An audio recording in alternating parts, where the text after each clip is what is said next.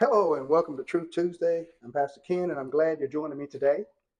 I once heard a comedian talk about the importance of appreciating their number one star player or the number one star player in your life. Some of you may know that's Cat Williams. Did you know that there's someone who considers you their numero uno, their number one star player? Well, there is someone who believes you're that way, that you're that number one person for them, and that person is Jesus. So whether we are talking about your overall life agenda or we're just talking about your agenda for today, there are things on your agenda that you thought were your idea, but he put those things on that agenda and in your heart, put those desires in your heart because he wants you to be able to glorify the Father. Since you have been on this earth, I'd even go back beyond that. Even before the foundations of the world, he had you in mind and he placed desires in your heart that you might think were your ideas. Jesus is trying to glorify his Father, and he has plans to do that through you. He has set things up to do that through you. So let that sink in for a minute. Jesus wants to glorify the Father. So he picked you out of the lineup for today to make sure that that happens. That's wild, isn't it? So whether you feel that you are sitting on top of the world and everything is clicking for you in your game, or whether you feel that you are about to bottom out or barely making it, thankfully, your feelings do not determine his plan for you. Your feelings do not determine your level of success as far as he's concerned. If you are full of faith, he can use you. More importantly, you need to know that even if you feel like you're barely hanging on and you're concerned that you don't have enough faith, you don't feel like you can make it through this day, guess what? He can still use you. That's great news. So he is excited about your day. He's excited about this day more than you are. As a matter of fact, the scriptures say that he is constantly making intercession for us. He is constantly interceding with the Father for your benefit. Can you imagine that? Jesus is continually, every day, every night, posted up between you and the Father, and he's making requests on your behalf. The message of the kingdom is repent, for the kingdom of heaven is at hand.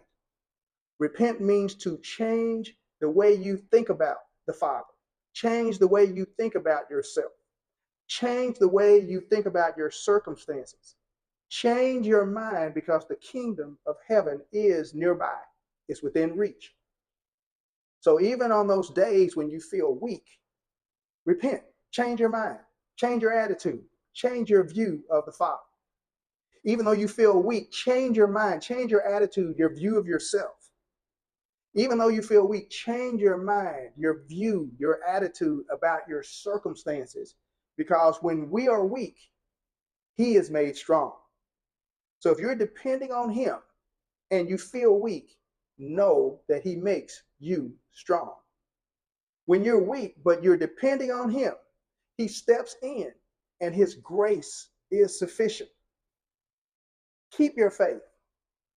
Keep your hope. Keep your trust in him because there is nothing that can separate you from the love of God. There's nothing that can separate you from his grace. So don't lose faith because of how little you feel that you're bringing to the equation because his grace is sufficient. Don't lose hope. Keep hope alive. And if you're arrogant enough to think that you have enough confidence and enough ability, and you have so much that you bring to the equation that you're going to make it turn out well, you're deceived because the best equation is not a you equation. The best equation is his story. It's not a you story. The best story is his story. It's a God story more than it is and better than it would be if it's your story. So rejoice wherever you are, whether you find everything good or whether you find that you're lacking and that there's trouble. And keep your trust in him, knowing that Jesus is daily, nightly interceding on your behalf. And knowing that even in your darkest moments, even in your most trying times, his grace is sufficient. When you trust in him, the Father is glorified. And that's the goal. It's not to have an easy life. It's to glorify the Father. It's never over for you, even though it looks dark.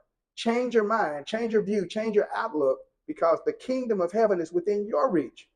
Tough circumstances are good circumstances because they give you an opportunity to trust in God and to allow Him to work in you to prepare you for even bigger and better things. He's doing a work in you.